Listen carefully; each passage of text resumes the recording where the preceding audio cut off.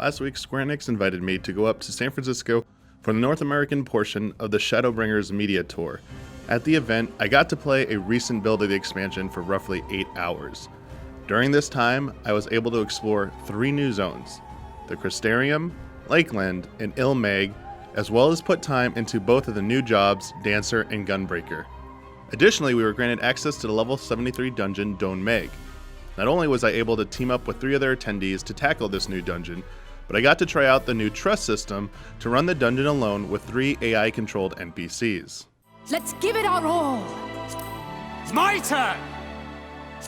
Here we go! All 3 of the new zones were visually striking. One of my chief complaints about Stormblood was that I thought many of the zones looked underwhelming and plain when compared to some of the areas in A Realm Reborn and Heavensward. Coming into Shadowbringers, I wanted to say wow at the environments again, and this preview build didn't disappoint in that regard. In particular, Ilmeg stands out as an absolutely gorgeous landscape with fantastic music and an underwater region that looks way more inspired and interesting than anything found in Stormblood. Since there were no quests available, there wasn't much to do in these new zones other than explore around, fight low-level mobs, or try out some new fates. One small highlight was encountering one of Lakeland's A-rank hunt marks and trying to take it down with only 3 party members. But given how much HP it had and how long it was taking, we quickly agreed our time was better spent elsewhere. The new dungeon, Done Meg, looked very nice with a rich, colorful vibe, and the final interior section gave me some serious Final Fantasy XI vibes. However, the mechanics and layout of the dungeon were very straightforward, with nothing really standing out, the exception being the boss encounters. Each utilizes a familiar style of mechanics, but throws them at you in slightly creative ways, like trying to dodge a set of water geysers as they go off in waves, or interrupting tree saplings from nourishing a mini-boss so it doesn't grow so big that its stomp attack will wipe the party. The most impressive part of the dungeon was the final boss. During this encounter, your opponent will create a chasm in the middle of the arena that players must cross over by traversing a very narrow bridge that zigzags. Fortunately, falling down doesn't lead to your death, but merely lets you respawn to try again. And I was fine taking as much time as needed, given how amazing the new boss music sounds.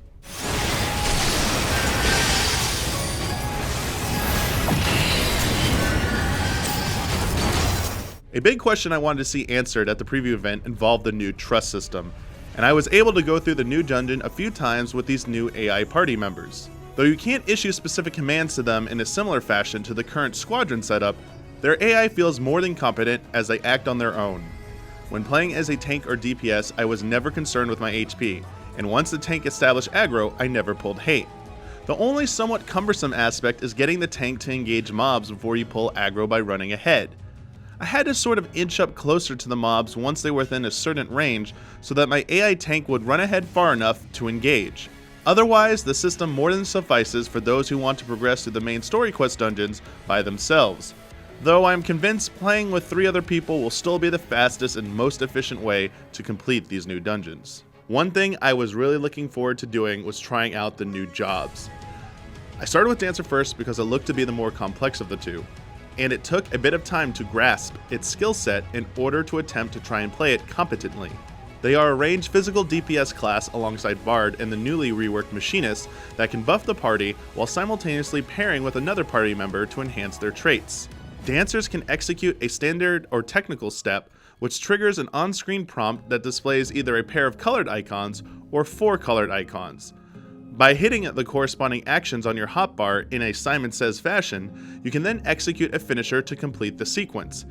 It's somewhat akin to inputting mudras on Ninja, only you have to follow the random on-screen directions rather than memorize unique sequences. Dancers also have the ability to pair up with another party member and pass along additional benefits in combat. For example, Dancer's healing ability, which heals themselves and those within a certain range, will also be executed by a paired member simultaneously with the same effect.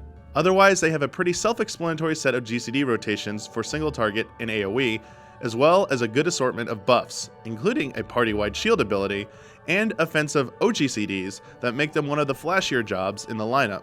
Yet, looking more closely at how they play, I can't help but wonder whether or not Dancer originally started out as a healer that was later reworked to be a ranged DPS. Getting into Gunbreaker felt a bit easier than Dancer given their more straightforward toolkit. They have a basic 1-2-3 GCD rotation that when completed will add ammo to your new gauge, as well as a cooldown to immediately reload 2 cartridges. Ammo can then be spent on 2 different offensive capabilities, a rapid succession combo of sword slashes for a burst or an AoE attack for crowd control. You also have a basic offensive GCD AoE attack with Demon Slice. Gunbreakers also have both a single target and AoE dot they can apply in the form of Sonic Break and Bowshock, as well as a potent offensive OGCD and Blasting Zone. Their gap closer, Rough Divide, is one of the new charge actions that can store up to 2 charges, and each hit will do damage to a single target as well. Gunbreaker also has a range enmity generating attack, Lightning Shot, which along with a revised tank stance will ensure you keep aggro or re-establish it should the need arise.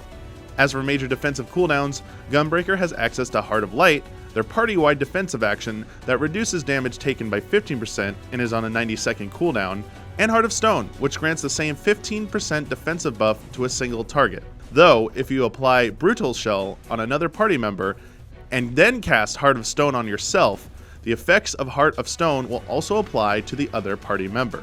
There's also Super Bolide, the Gunbreaker equivalent of Holmgang, which renders you impervious to most attacks for 8 seconds while simultaneously dropping your HP to 1. And then there's Camouflage, which increases your parry rate to 50% while reducing your damage taken by 10%. Another cool feature of Gunbreaker is that it also has a hot ability called Aurora, which it can place on themselves or another party member, and an offensive buff, No Mercy, which increases your damage by 10%.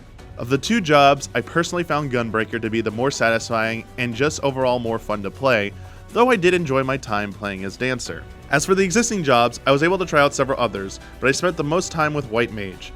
You can check out my detailed impressions on White Mage in my other video on the Easy Allies channel, so I won't spend much time on the job here other than to say I feel like it's in a better place now than it was before, but it's still too early to say how all the new changes will affect its status when compared to the other 2 healer jobs. Even after spending nearly 8 hours with Shadowbringers, it felt like I barely scratched the surface of this new expansion.